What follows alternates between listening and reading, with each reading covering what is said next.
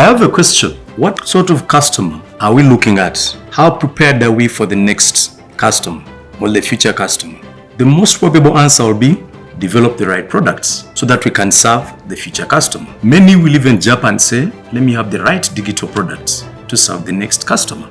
But the reality is you're not defining this customer. You've decided that I will serve this customer using digital services. You've forgotten the people who are going to serve these customers. And today our chat is about this customer and the staff, all the people that are going to serve this customer. Let's look at a few statistics. Today we are a country, we have an estimated 48 million people. 84% of those people depend on about 16% for their day-to-day livelihood. Now, that might sound alarming, but imagine at the current population growth rate, we will have about 72 million people by 2040. Now, when you look at absolute terms, and if we don't think otherwise, that 84% will be a very huge figure. It will definitely break down the 16%. So my discussion today, or our engagement, is about how do we understand this customer? We have masses, we have populations around us who have not had an education. We have a population whose health services they can barely afford. So the more we are creating the dependent and looking at the 14% or 16%, the more we're narrowing our market and creating a bigger problem. So today, you and I and my fellow leaders, how do we get into our boardrooms and ask ourselves,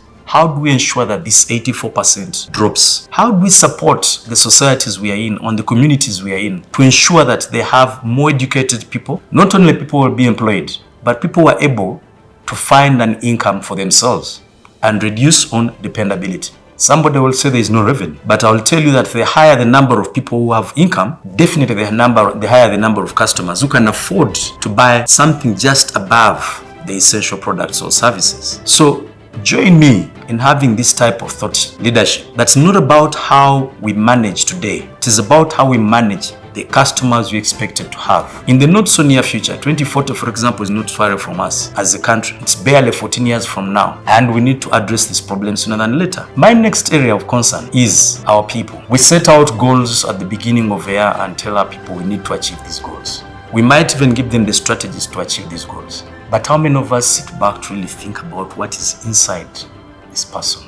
What else is disturbing this person? How many of us have been able to become what I would like to call vulnerable leaders? Somebody, when your colleagues, your people look at you, they feel, yes, you're human. When they see you, they're not thinking about hiding away from you because they haven't achieved their targets. But they think you're somebody who is going to listen to a problem. And at the end of the day, they will have one goal: to make sure that they never let you down and deliver on your goals. How do we ensure that we manage that risk that is facing us? How do we make sure that these people feel safe to speak in the environment they are in? We need to have a population, we need to have a set of employees and colleagues who feel very safe to speak, because psychological safety is becoming a major problem as well today. It might be driven by the fact that we need numbers to be done, but the environment we're in is getting different, it's becoming different. And we need to wake up and ask ourselves, how close, how really do we know the people we work with? And when I say know, I'm not meaning to know the person's title or the name. Do you know what is really hurting that person? Do you have an idea what this person's goals are? Have you tried to engage this person to see how you can help? I come from a background or an environment where we have in excess of 3,000 staff. You're not going to meet 3,000 staff, but engaging 10, 20 or 30 staff can trigger something else that those 20 each engages another 20. And that way, not only will these people work drive achieving the goals of the organization, they will feel the organization as working also towards helping them achieve their goals individually. Fellow leaders, fellow board members, it is time to think about the human nature, the human leadership style. To be able